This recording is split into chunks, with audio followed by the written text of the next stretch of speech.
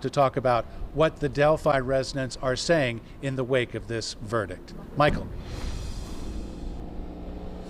Well, Bob, good evening. There were many Delphi residents out here tonight. At least 30 of them gathered outside of the courthouse this evening, waiting patiently like everyone else here in town and everyone else who has been following this case. Many of those that we spoke to remember exactly where they were in February in 2017 when the two of them were both murdered, and now many of them waiting patiently for a verdict, some of them wondering if a verdict would even be reached. Now, many of those folks out here outside this courthouse have actually been outside the courthouse almost every day for the last 3 weeks, and some of those we spoke to were in shock and surprised when a verdict was finally reached. Now, those who were outside the courthouse this evening recall hearing a person running down the stairs screaming, "Guilty, guilty, guilty, guilty." And at that moment, that's when you could hear clapping and cheering all across the sidewalks as many people were gathered outside the courthouse tonight.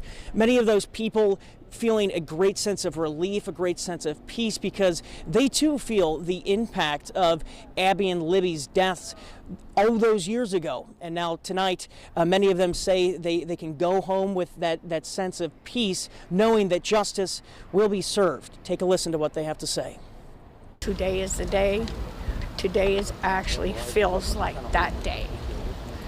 And if you can take any message away from here, please take it that this town is filled full of good people. They were the victims, and we were victims also with it. We want to be released just as well as Abby and Libby. They're free now. They are free.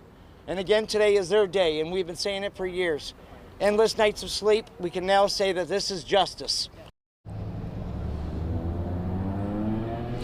And Bob, of course, we know how tight-knit and how close of a community this is. There are signs within shops and windows with the faces of Abby and Libby and commemoration of them with ribbons across at the corners of the streets here. So this community, of course, is very close, and tonight they feel like they can be one again. And many of those people who were out here for the last 3 weeks likely will be back out here in December waiting a sentence.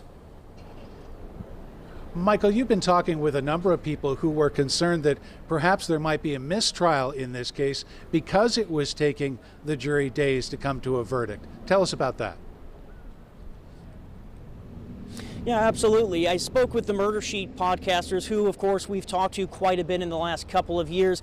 And they told me, being out here the last several weeks, once the jury finally began its deliberations, with every passing day, they started to wonder if it would actually end up being a mistrial. Now, they said they saw this case going either two ways. He would be found guilty or it would be a mistrial. And again, as I mentioned, they started to wonder if it would, in fact, be a mistrial with every passing day, but they also kept in mind that there was so much evidence that they had to go through. Now, I also asked them today, what was the one piece of evidence they think that led to the jury finding Richard Allen guilty? And they tell me it all comes down to those confessions. Those confessions, they believe, are what the jury came to the conclusion that Richard Allen was in fact guilty. Bob, back to you.